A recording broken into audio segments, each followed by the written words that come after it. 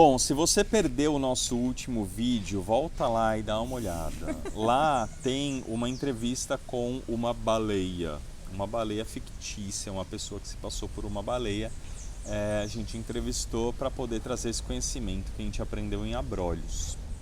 Esse aqui é o terceiro de 4 vídeos que a gente está gravando sobre o Parque Nacional Marinho dos Abrolhos. Meu nome é Denis, essa é Letícia. A gente está numa expedição por todos os parques nacionais brasileiros, são 74, dos quais são 3 marinhos e Abrolhos é o maior deles e o mais antigo deles. No primeiro vídeo a gente falou um pouco mais sobre o parque, sobre o arquipélago, sobre, enfim, todas as relações que tem ali, sobre o centro de visitantes. No segundo vídeo a gente falou bastante só sobre as baleias de jubarte. Nesse vídeo a gente vai falar um pouco mais sobre a vida marinha além das baleias. Então o que a gente vê fazendo mergulho ali de snorkel ou mesmo mergulho com um cilindro.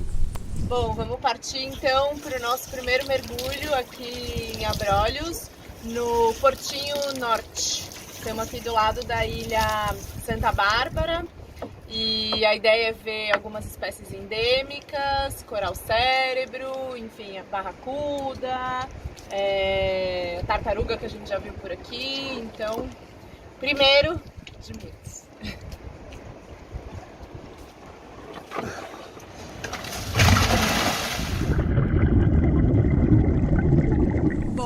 Para entender por que existe toda essa riqueza de fauna, é importante entender que ele abriga o maior banco de corais da costa brasileira. É ali que está os maiores corais. Os corais são uma grande comunidade, é um grupo, né? Eles vão crescendo como colônia e fornecendo abrigo entre eles e para inúmeras outras espécies.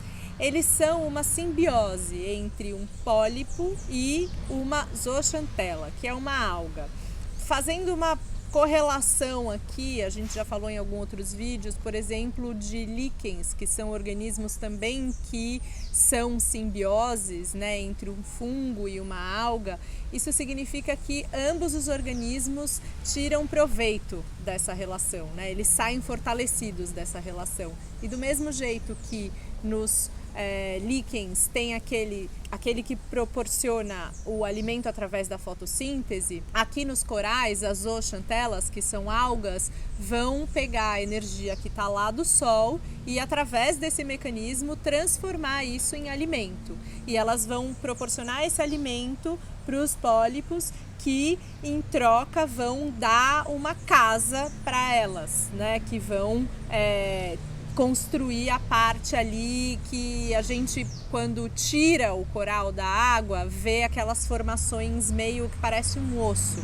Isso é um dado muito importante. Os corais, eles só têm cor, eles só estão vivos quando eles estão nessa relação simbiótica, quando eles estão embaixo d'água. As zooxantelas, que são as algas, microalgas, né, partículas microscópicas, quando elas encontram um ambiente inóspito, e isso infelizmente está se criando cada vez mais com o aquecimento global, a temperatura dos mares está aumentando e as zooxantelas estão saindo dos corais e indo em busca, né, de outros ambientes mais favoráveis para sua reprodução, para sua vida.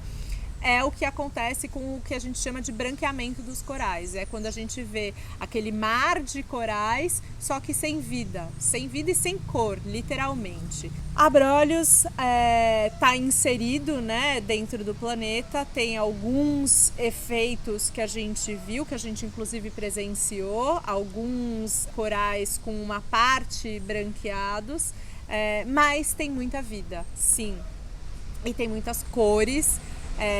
Tem um coral que é endêmico da região, isso significa que ele só acontece naquela região, que é o coral cérebro, que, como o nome diz, parece um cérebro, ele está o tempo inteiro ali, a gente topa com ele.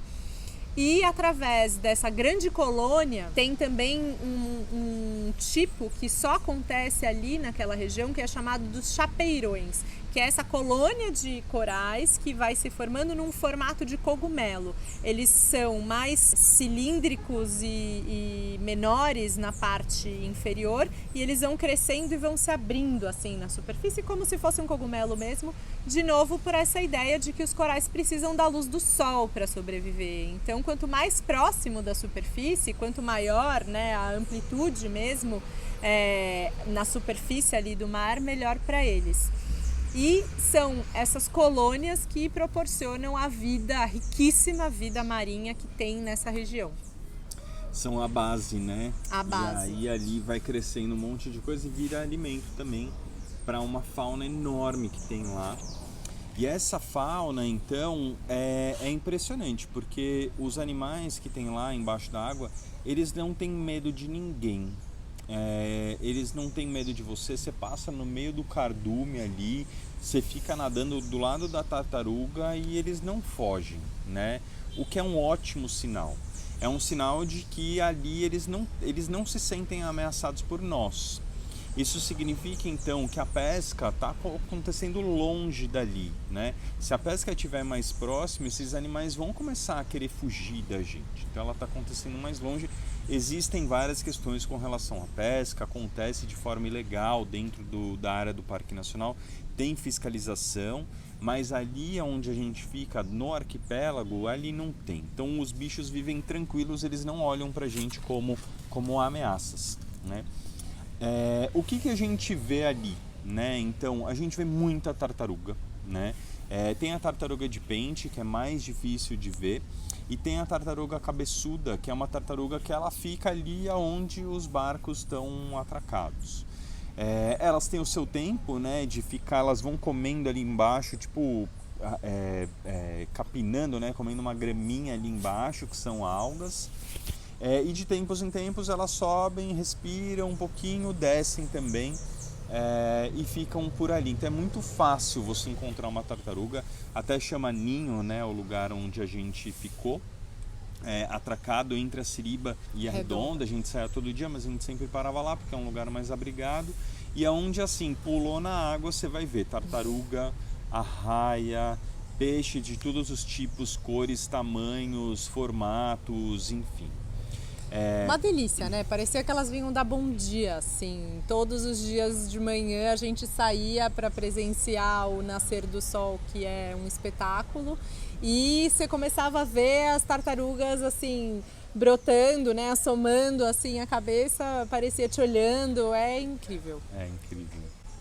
E aí, além disso, então, tem bastante budião. É uma região em que tem o budião. Enfim, são a maior parte dos peixes que a gente fala aqui, ou dos animais, eles estão em algum perigo. O badejo está ali também, tem vários tipos. Tem o mero, que a gente já falou dele, a gente não viu. Você precisa ir em águas um pouco mais profundas, que a gente acabou não indo, acabou não topando. Tem o frade, que ele é bem colorido, ele é bem engraçado assim de ver, é um peixe super bacana, muito próximo. E tem tantos outros assim que a gente foi vendo ao longo do mergulho e que a gente passava de repente no meio do cardume, aí de repente você vê uma anêmona, aí de repente você olha, aí tem uma tartaruga, aí você vai lá respirar, isso com um snorkel mesmo, né? Aí você desce de novo, tem uma raia-chita, aí de repente você vê um outro peixe. E o bacana, lagosta, moreia, né? Então tem ali de tudo, é para se esbaldar. Se você não for mergulhar de cilindro, também não é um problema. De cilindro é sempre mais bacana, porque você consegue ver umas coisas um pouco diferentes do que você vê um pouco mais na superfície. Mas assim, só de cair na água com uma máscara, mesmo sem snorkel, só de olhar e ficar respirando, você já vai ver um monte de coisa, né? A água é calminha, transparente, temperatura boa, delícia de ficar lá. Uma coisa que eu recomendo fazer, na embarcação que a gente foi, tinha um guia dos peixes, né? Então tinha foto e tinha nome, então era super legal, porque a gente voltava do mergulho e falava, eu vi um que era assim, eu vi, vamos lá ver qual que era esse, não, esse daqui e tal, esse aqui eu já tinha visto. Além cocô, que tinha um peixe que tinha a cor de oncinha, que parecia oncinha. Ninguém nunca achou esse peixe de oncinha lá no guia, mas ela viu, né? Então, de repente, ela descobriu uma nova espécie. Não, é que é importante, né? Assim, ampliar o nosso vocabulário. Eram peixes tão diferentes e eu tenho tão pouco conhecimento sobre quais são os nomes dos peixes. O próprio budião, que é super comum na região, que é extremamente ameaçado, eu nunca tinha escutado falar, enfim. Tem vários tipos. Tem vários tipos, inclusive é um mundo que se abre e que está tão distante de mim que eu me vi carente de vocabulário mesmo para descrever tudo aquilo, né? Olha que impressionante isso, né? E que rico que é essa experiência, porque você precisa desenvolver uma nova forma de se comunicar simplesmente para tentar traduzir a experiência que você teve e que no final não tem nem palavras para traduzir, né? Mas o esforço é importante. Então, acho que é isso, né? Se você tiver uma câmera subaquática leve, né? Ali vai ter muito lugar para poder filmar, para poder fotografar. Vale a pena, né? Eles vão chegar bem pertinho, é o que a Lê falou, você vai tirar a foto, vai filmar. Parece que eles vêm, eles querem participar do vídeo, né? Eles não querem ficar de fora dessa. E leva a sua máscara e se esbalde com isso, né? De novo, uma coisa que eu tinha falado no outro vídeo, o arquipélago não fica tão perto da costa. Então, se você for fazer um passeio de um dia só, pode ficar muito corrido para você ver tudo isso, né? Vale a pena, na medida do possível, ficar nas ilhas, no arquipélago, pelo menos uma noite, para que você possa chegar, mergulhar, né? Ainda descansar, ver também as baleias, as aves. Tem muita coisa para ver ali do que para ficar só umas 2 ou 3 horas, né? Então, presenciar um pôr do sol, um nascer do sol, ser acordado pelos pássaros. Pois é. E aí você abre meio olho assim, já tá vendo a tartaruga vindo dar bom dia, e você já tem vontade de pular na água.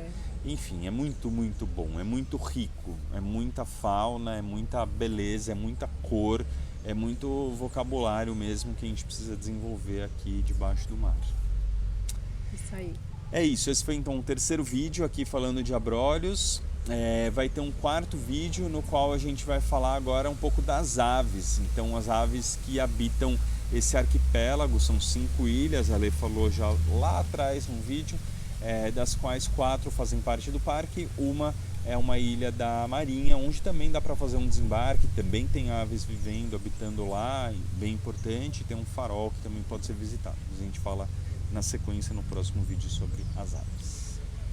Isso aí, obrigada, espero que tenham gostado e nos vemos agora pelos ares. Até!